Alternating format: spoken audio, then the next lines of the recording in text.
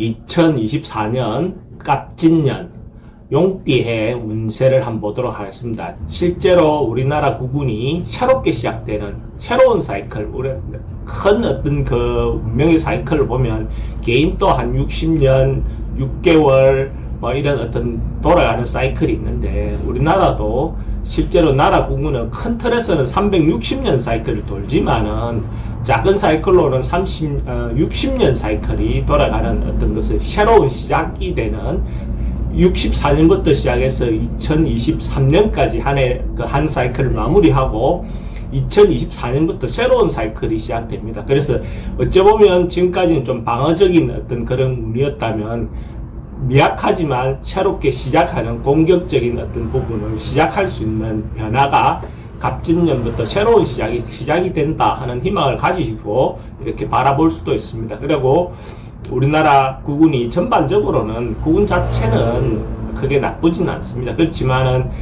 작은 사이클이 힘듦으로써 국가의 구성원인 개인들은 아마 힘든 세월을 보냈었으리라 그렇게 보입니다. 그런데 새로운 희망을 가지고 우리가 새롭게 도전하고 새롭게 시작할 수 있는 기운이 시작되었으니까 희망적으로 마음을 먹고 아마 새로운 희망을 가져봅시다.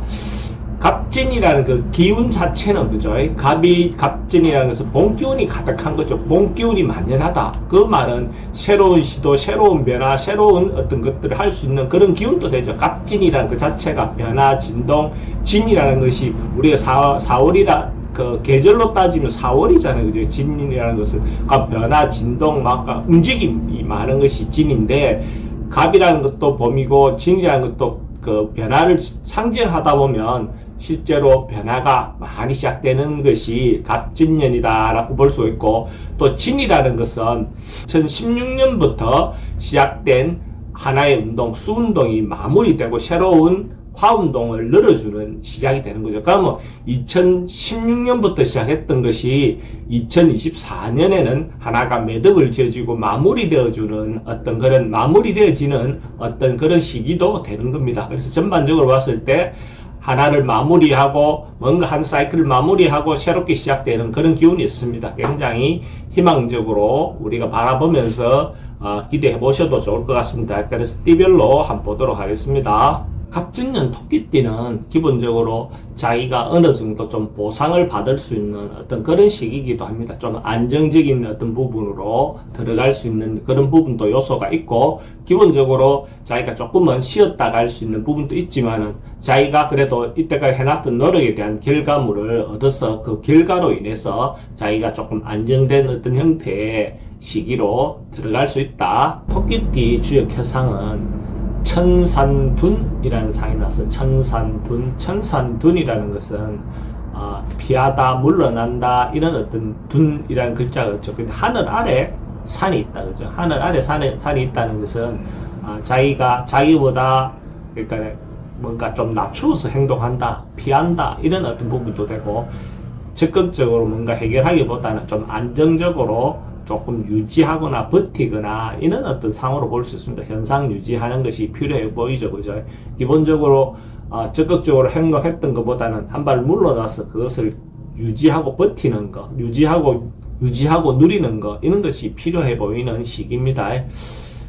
기본적으로 뭐 지금보다 적극적으로 뭘 행동하기보다는 조금 좌우를 기약하는 것이 더 좋은 어떤 운이다라고 보시면 될 것 같고, 사업하시는 분들은 기본적으로 조금 힘들어질 수 있는 부분은 있지만 대체로 크게 문제되지는 않을 것 같습니다. 특히 예능 분야에서 예술 분야에 있는 사람들은 대체로 잘 될 것 같습니다. 돈의 흐름은 조금 대체로 좀 불리해 보이는 현상이 있어 보입니다. 적극적으로 뭘 하기보다는 조금 참고 버티고 좀 자제하는 것이 필요해 보입니다. 소망하고 희망하는 것들은 실제로 뭔가 방해라든지 어려움이라든지 이런 것들이 좀 있어 보입니다. 그래도 충분히 노력하고 하다 보면 자기가 원하는 바를 이룰 수 있습니다.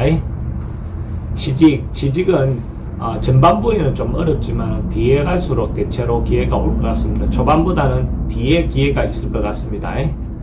연애사도 그러니까 성사되는 것이 초기보다는 뒤에 쪽에 아마도 성사될 확률이 많습니다. 그래서 전반부에서 뭔가 성사되기는 좀 어려워 보이지만 또 뒤로 갈수록 자기인데 기회가 올 것 같습니다.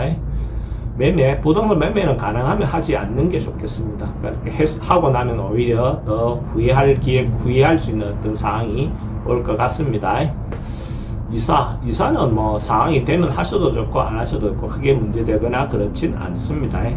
건강은 대체로 크게 문제되거나 그렇진 않습니다. 크게 뭐 건강이 나쁘거나 그래 보이진 않습니다. 연령대별로 보면 99년생 김효생 토끼띠는 뭔가 사람들하고 같이 어울려서 적극적으로 뭔가 행동해도 괜찮은 운입니다. 그렇게 하다 보면 마음을 넓고 자기가 마음을 열어놓고 행동하다 보면 적극적으로 할 수 있는, 주변의 도움도 받을 수 있는 어떤 그런 기회가 올 것도 같습니다. 그래서 99년생 김효생은 적극적으로 아마 행동해 보시는 것도 좋습니다. 87년생 정묘생 토끼띠는 가능하면 유지하고 버티고 참고 인내하는 것이 더 좋습니다. 최소한의 경제적인 어떤 부분의 투자라든지 이런 것들도 참고 인내하는 것이 좋고 적극적으로 뭔가 하기에는 좋지 않습니다. 주변에 어떤 사람들의 도움도 좀 받기가 어려운 상황으로 보여집니다. 73년생 을묘생 토끼띠는 주변에 이렇게 도움을 받을 수 있는 어떤 그런 어떤 사람들도 좀 나타나고 도움을 받아서 같이 뭔가 하기에 괜찮은 운으로 볼 수 있습니다. 너무 이렇게 맞서거나 이렇게 하기보다는 조금 피하거나 좀 참거나 뒤로 물러나는 것도 하나의 방법입니다. 가능하면 어울려서 같이 뭔가 행동하는 것이 좋지 자기 단독으로 뭔가 행동하거나 이렇게 했을 때 좋은 결과가 있지 않습니다.